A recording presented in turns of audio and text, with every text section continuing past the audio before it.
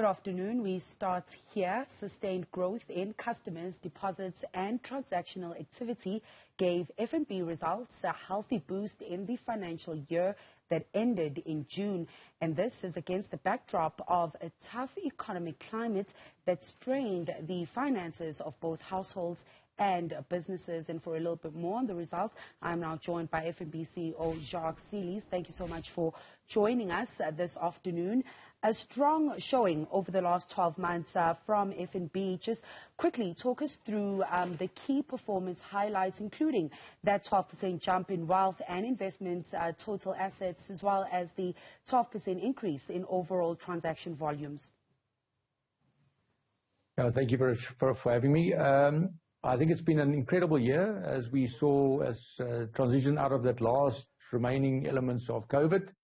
And we could really tackle the year on a sort of normalized basis, if you can call it that. There were some big disruptions coming out of Eskom with all the load sheddings, but by and large, we tackled the year on the front foot. And pleased to see that our client base really got themselves through the year. So, organization like ours, as we often say, is only possible to deliver results like this because the client base keeps going and makes plan A, B, and C. What's nice about the results, it's a very broad set of contributions coming from all of our elements. Retail banking did well, commercial did well, our broader Africa portfolio did well. And as you signaled there, even the new things, the investments and insurance businesses that we're working on have added value. So it was a really good outcome for us. I think liabilities is the anchor of any corporate, any commercial bank. And that certainly shot the lights out this year as our customers ended up with much better balance sheets at the end of the year. Certainly on the commercial side, a very exciting outcome. Pleased with the results, but there's always lots more to do. Yeah. And Jacques, just how aggressively are you chasing those private client segments, specifically in South Africa? Yeah, I mean, our growth storyline is really, focused on all the different sub-segments of our segments. I mean, think about the personal business from the bottom end of the market, entry-level banking needs, right up into private banking needs. We try and satisfy as much as we can at the bottom end of the market, much more simple offerings, right at the top, much more complex. And similarly, in the commercial market, we're really focused on getting that skill set down in the communities in which we can provide so much more helpfulness, so much more relief and expertise to get people to start businesses, to grow their businesses, and hopefully we catch them one day when they're big, right? But so our feeder structure is important, and so we are able to every now and again originate and get some competitor clients to come across, and it's pleasing to have them and land in different segments. But our real pipeline of activity is always about trying to get our client base to grow, from student days up into retirement days, and across family structures, from the business ecosystems that we trade in, business and employees. It's unpacking and unlocking the value creation in the ecosystem that's exciting for us. Now, as you said earlier, there were some headwinds that you faced over the period. One of those being an increase in credit impairments as consumers continue to buckle under the rising cost of living pressure.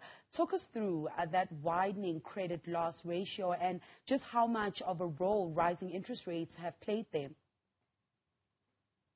Yeah, I mean, it's a real thing for many of our personal customers and commercial customers that this interest rate cycle has really been a problem for them to deal with. And I think, no different than any other organization or corporate out there. I mean, every customer battles to get the right solution, to make sure that they're on the right balance sheet structure to go into tougher climates and to pace themselves and to look after their finances. So I think, individuals and businesses really are working hard. Now, our job is clearly to provide enough solutioning for that.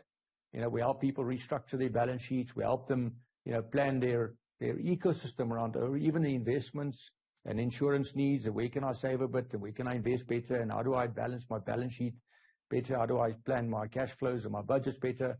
This has been a year that we really wanted to be on the front foot with how we help people navigate that. And when we launched our new brand last year, you'll recall, we introduced a new framework for our helpfulness, how we give holistic advice, and how we're on the ground with great expertise and great tool sets. So it's a solutioning that we're trying to bring to market through our platforms, But ultimately, it's about customers making sense of their financial reality. And in the long run, if you think about an organization like ours over 185 years that we've been going, it's about helping people, not just in the good times, but also in these tough times, right?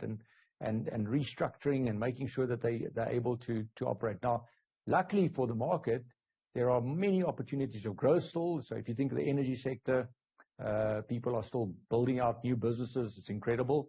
And then other areas are struggling a bit. So it's not the same for everyone, but we're trying to play hard into helping people both navigate those challenges and the opportunities they've got. And one of your programs that helps really navigate those problems is your eBucks program that's also showed sustained growth. What are consumers using their eBucks for? Yeah, eBucks is an unbelievable value proposition, as you all know. I mean, it's not a new thing. We've been going for since 2000 with it. And every year it just goes from strength to strength. And it does a number of things for us. It adds a lot of value to our business because it helps us adjust people's banking behavior, investment, insurance behaviors through gamification and incentives. And clearly the value that we then get out of that behavioral adjustment, we could put towards people for them to make their money stretch, right? And so it comes in very handy on many elements. I mean, even from groceries to travel and spoil yourself and the basic, needs of air timing and data. There's just so much there. And then obviously as a range of value props we added the last few years is energy solutions. You know, many people need to get by and they can't necessarily afford that inverter or two, and that's where eBucks type of value props come in very handy. But the big driver for us is not to have a program for the sake of a program. It really is about helping people navigate a better financial outcome, right? And eBucks plays a very big role for us in that drive. And Jacques, just quickly before I let you go, we are expecting the midterm budget coming out. What are some of the expectations from the financial services sector and specifically FNB when it comes to the national budget? Yeah, I mean, it's tough out there. I think the fiscus, as we all know, is challenged. There will definitely be some messages around, trying to get tighten the belts. I mean, that is a reality. We fortunately on the top end of what we think the inflation and interest rate cycle is going to be. So we hopefully the steer would be to pull much more private sector participation into all the work that government has to deliver on. I mean, we know that we need to kickstart large projects, big themes.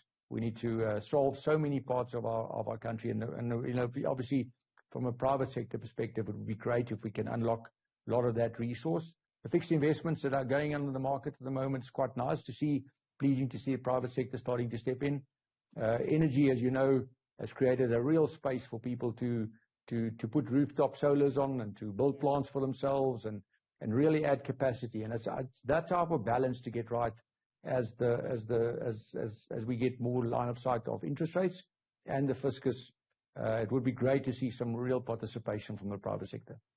Thank you so much, Jacques, for your time. We'll have to leave it there. And congratulations on your milestone of celebrating 185 years in business and getting that recognition as the world's strongest banking brand from Brand Finance. Congratulations